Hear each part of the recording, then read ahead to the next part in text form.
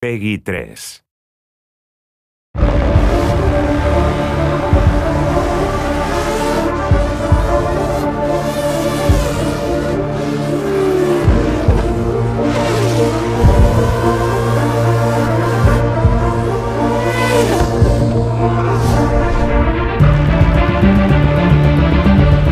Vamos a darle una vuelta al histórico circuito de Estoril.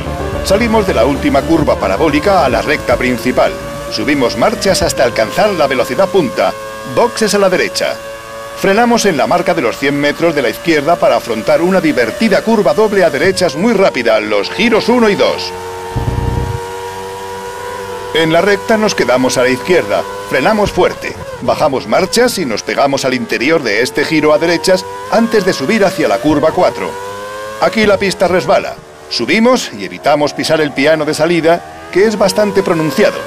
Aceleramos de nuevo, tomamos la curva 5 a derechas y nos pegamos a la derecha de la pista antes de la curva 6. Un giro rápido a izquierdas con 2 vértices. Nos abrimos en la salida aprovechando todo el ancho de la pista y luego llevamos el coche a la izquierda. En la curva 7 es fácil pasarse de frenada, así que es mejor no apurar mucho. Máxima velocidad en la siguiente recta que recorremos por la izquierda para luego girar hacia la derecha. Subimos hacia el siguiente giro de derechas que se hace a fondo. Nos vamos a la derecha para girar a la izquierda. Esta chicane nos lleva de nuevo hasta la parabólica curva 11, de ahí a la recta principal. Usamos toda la pista a la salida para aprovechar la recta más larga del circuito, el broche perfecto para esta vuelta.